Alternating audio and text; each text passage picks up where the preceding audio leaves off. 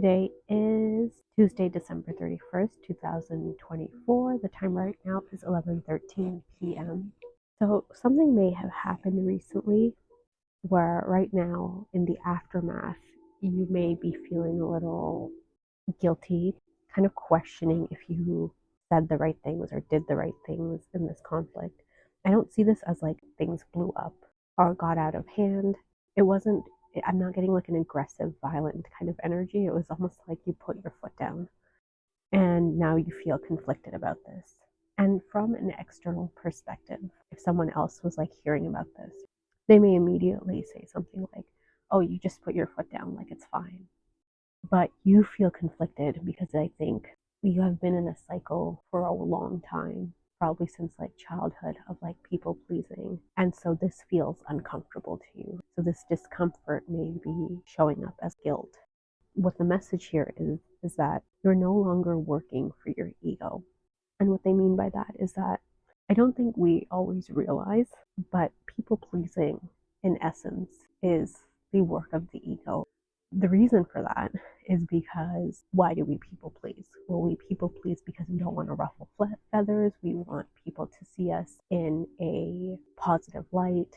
So we kind of tiptoe around things and we say things that we may not mean or do things that we don't want to do to please these people, right? To humor them because you're trying to preserve your ego's want of wanting to preserve you and to be liked. But you're no longer, you're kind of breaking out of a cycle of this people pleasing.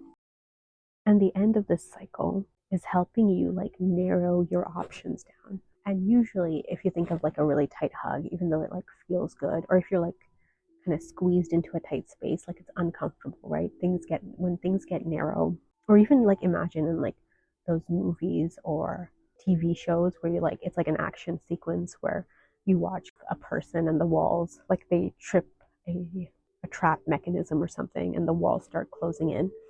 Like even when the character has plenty of room to move, they start panicking. And of course, you, the watcher, also starts panicking the second those walls start to close in, right?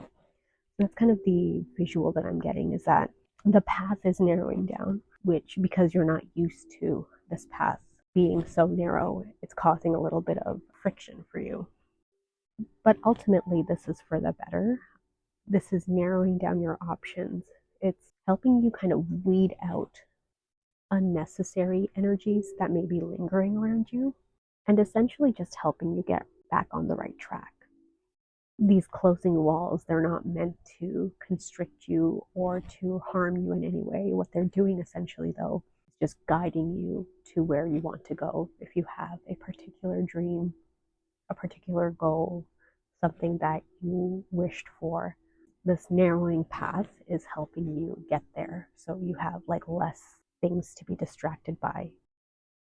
And now this narrowing, aside from bringing in this sort of discomfort that you're feeling, it's also causing some things to sort of fade out and disappear from your periphery, right? Again, these distractions that I was talking about before, they're being kind of ushered out and almost purged out.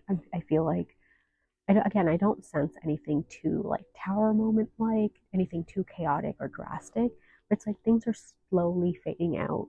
You may start to like lose contact with some people, but I don't feel that it's going to be too painful or too emotionally draining. And all of this is happening, whether you believe in timeline jumping, quantum jumping or not, it's because you've made some big drastic changes in your life. And this particularly this year in 2024, but in general, like the past couple of years, if you're on a journey of like wanting to be a better person, so for however long you've been doing that for, essentially you've made a big jump, a big shift in how you are, right? Like how you choose to exist in this world. And this is allowing you to restore your power.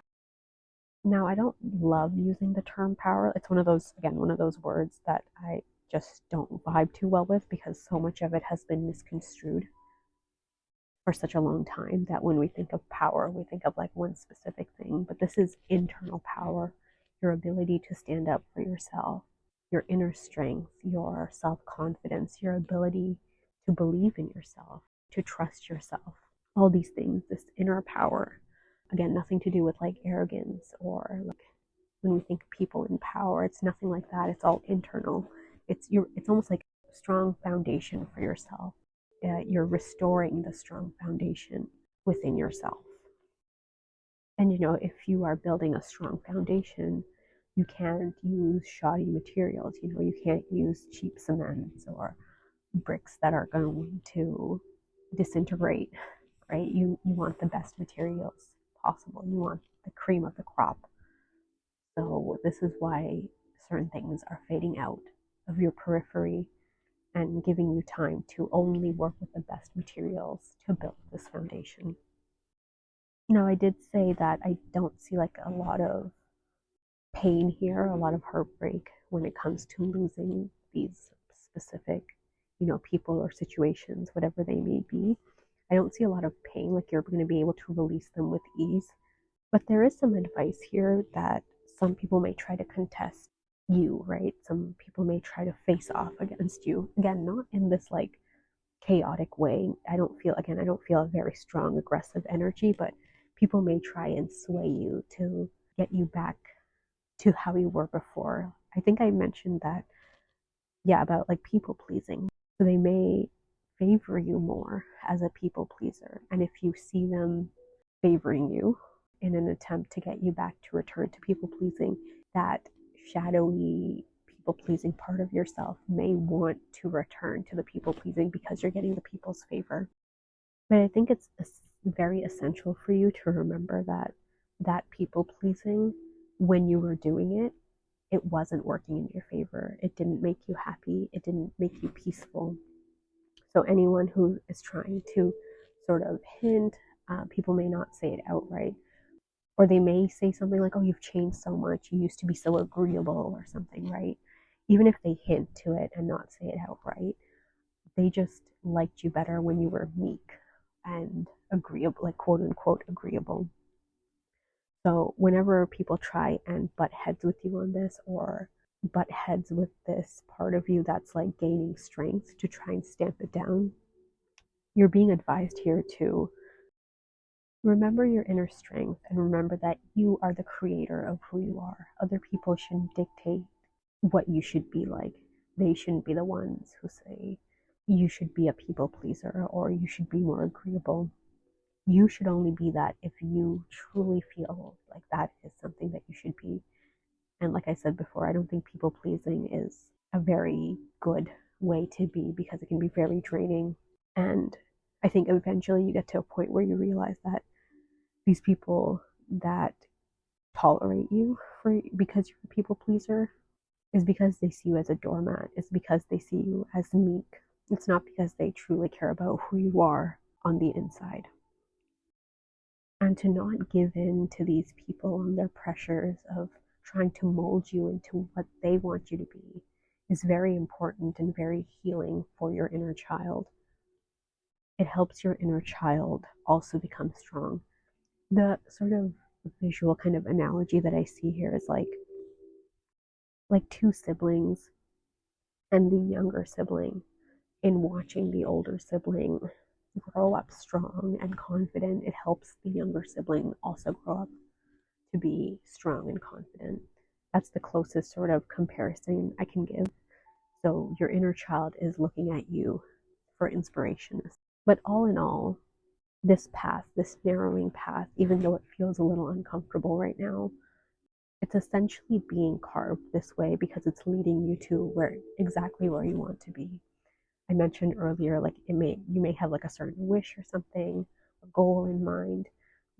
This narrowing is happening to lead you to your goal. So don't give in to any like whispers from the side, right? Trying to coerce you or coax you, I should say, maybe coerce, but also coax you away from the path and into the wilderness. Instead, stay on this narrowing path. I promise it's not going to get to a point where it's like hurting you or constricting you. It just feels uncomfortable right now because you're not used to this path being as narrow as it is.